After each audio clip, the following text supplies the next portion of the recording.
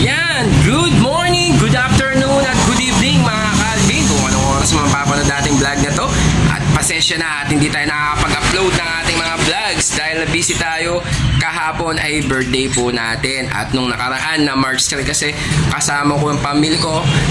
Nag-birthday kasi ng March 2 ang aking kapatid. At kaya kumain kami sa mall at hindi tayo nakapag-upload ng ating mga ibon. As of now, wala pa tayong stocks ngayon kasi by next week.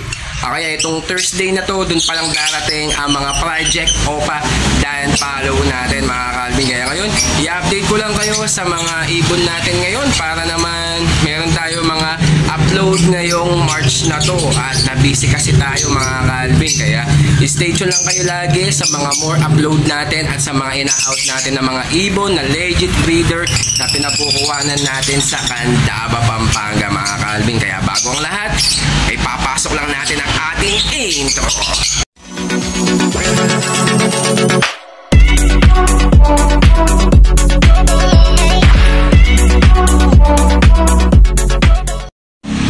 Yan mga Calvin ha. Ayan lang po yung mga stocks po natin as of now. Meron tayong isang green OPA dilute at isang far blue OPA possible dan. Yung isa kasi doon ay naka-reserve na at ipapa-deliver natin by tomorrow. At isang blue OPA possible dan. Ayan, yung i-deliver natin bukas. At yung hindi pa nakakapag-claim sa Mauve OPA Pale na nanalo sa ating parapol. At meron pa yata isa dito. Hindi ko alam kung ano ba, ewan ko kung ilan pa yung hindi nakapag-claim sa ating parapol mga Calvin. Kaya ito, i-update lang natin. Ayan ha, halos may mga itlog po yung mga project OPA Lutino natin. Ayan o, yung project OPA Lutino natin na green split OPA split Ino at green OPA split Ino. Kakaitlog lang po nila nung March 1, 2024. Mag-hatch po sila by March 23, 2024. Halos yan o, may itlog po sila.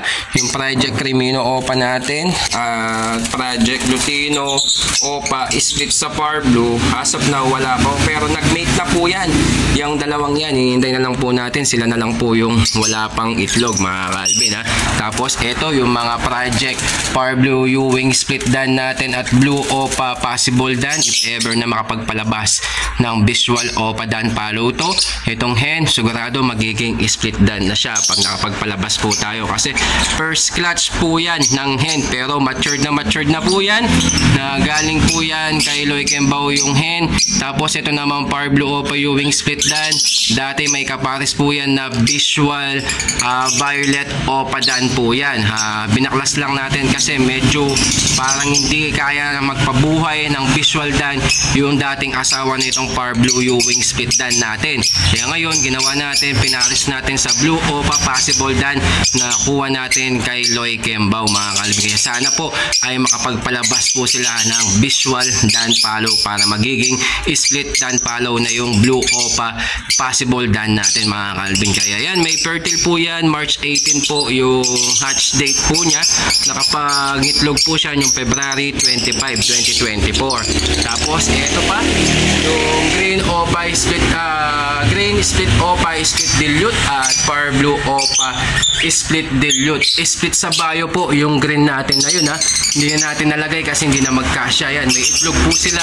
Kailan lang, kahapon lang, ka-birthday ko pa yung pag-laid ng itlog mga Calvin. Kaya March 26 yung hatch date po nila na sana makapagpalabas ulit tayo ng far blue OPA dilute mga Calvin. Tapos ito naman yung project OPA Red Factor Ino natin mga Calvin. Ayan o, bali yan o, nakapag-itlog po siya noong February 14, 2024 at March 7 po yung hatching po niya mga Calvin. Ewan ko, meron malapit ng mapisa eh. Kaya yan, hintayin lang natin mga Calvin kung makapagpalabas tayo ng Red Factor dito mga Calvin. Tapos ito naman yung mga project natin na blue Ewing split OPA split dan at far blue OPA possible dan na galing po kay Loy Gembao. Linyada po yan nung isa, yung Blue Ewing Opa, Blue Ewing Split Opa, split dan natin kay Bibot Aviary. At Power Blue Opa, possible dan, hindi ko alam kung kaninong linyada po yan, pero galing din po yan kay Bibot Aviary. May hinakay po sila kaso walang visual dan na lumabas. Bali, automatic mga possible dan po yan mga kalbin. Pakita lang natin ha, para makita nyo. Anim po yan, dalawa na yung dead balls. Yan, no? Bali, 4 na lang po yung natitira. Kaya yan po yung mga possible dan po natin. Sana sa mga magiging anak, sila po yung maglabas ng visual Opa Dan Palo mga kalbin. Ayan, no? Ito pala, meron pala tayong isang visual. Sorry mga kalbin ha. Ito red eye po siya mga kalbin. O kaya titignan natin pag lumaki po siya. Ayan, no? Yan, no? Red eye. Ewan natin kung anong kulay nito. Red eye po siya. Ibig sabihin, visual dan na po pala to. Ayan yung pinaka, ngayon ko lang napansin mga kalbin. Parang green series eh. Pero titignan natin kung anong kulay niya mga kalbin. Kasi meron kasi ang pinaposter dito na isang itlog ng project Opa Lutino natin. Baka hindi natin alam. Baka isang Opa Lutino to. Kaya titignan natin kung anong kulay po niya at ilalabas niya. Para malaman natin kung Opa Lutino nga ba o visual Opa Dan natin mga kalbin. Guys, stay tuned lang natin since na medyo lumalaki na sila at malalaman natin pag nakumpleto na po niya yung kanyang balahibo mga kalbin. At ayan, mahalos mga alaga natin ngayon dito mga kalbin, meron pong mga itlog. Ayan, pati itong possible RF natin, possible dilute na galing kay Rocos Aviary at Green Opa. Puta ni Dan. Yan mga kalbin ha, ulitin lang natin kasi may dumating tayong bisita, yung kumpare natin na si Consial, Aljon at Chensha. Bumili siya kasi sa atin ng mga accessories na mga ibon, yung mga cattle bone at mineral block na para sa mga ibon po niya mga kalbin. Kaya yan ha, i-update lang natin, halos marami po tayo mga nag-breed na ibon. Tapos meron pa tayo dito na eto malapit na rin to kasi magana rin yung pit nung hen natin na pang project Opa Lutino, Green Edge Split Opa, Split Ino at Green Ewing Opa, Split sa Ino na galing po yan kay Boss Levy. Meron pa tayong isang pares sa bahay, siguro i-out na natin yun, isang pares din na project Opa Lutino din yun, tsaka yung project Opa Dan Palo niya na nakapaglabas ng visual Opa Dan Palo. Kasi meron din tayong mga pang project dito na mga possible Dan. Etong Blue Split Opa Split Dan natin na dating possible Dan at possible Opa na galing po yan kay Jeffrey De Los Santos. Ngayon ay Split Opa Split Dan dahil nakapagpalabas na po sila ng Opa Dan Palo, kaso namamatay lang dahil sobrang init at hindi nakakaya temperatura dito sa loob. Yung hen natin galing din yan kay Yuno Aviary na dating possible Dan, ngayon split Dan na sila kasi kada clutch ay nakakapagpalabas po sila ng mga visual Dan Palo. Ngayon pang 6 clutch na po ay wala po silang nailabas, kaya halos possible Dan lahat mga kalbin na yan, no?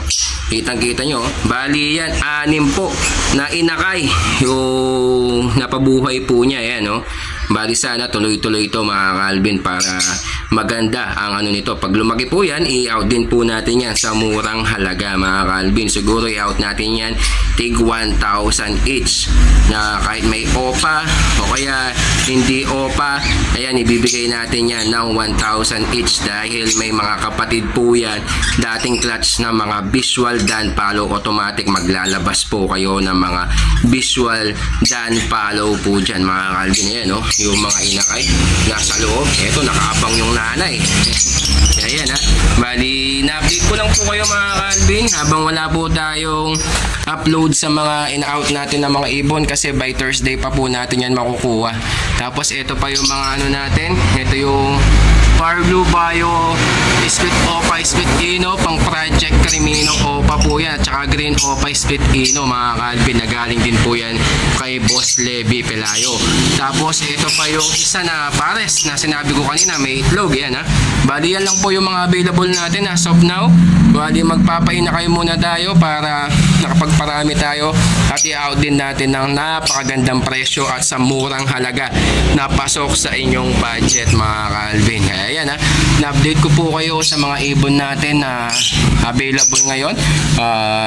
Yan po yung mga ano natin. At least nakakatulong tayo sa mga kapwa breeder natin dito sa Pampanga na napapaubos natin yung mga stocks po nila at tayo yung nag-out para maipasa natin sa mga gustong mag-project na magagandang mutation mga Calvin. Kaya yun lang po mga Calvin, at least na-update ko po kayo sa ating vlog ngayong March na to, at sana po ay patuloy nyo po ako suportahan at patuloy nyo pa rin po ako suportahan sa mga pang-out natin na mga ibon.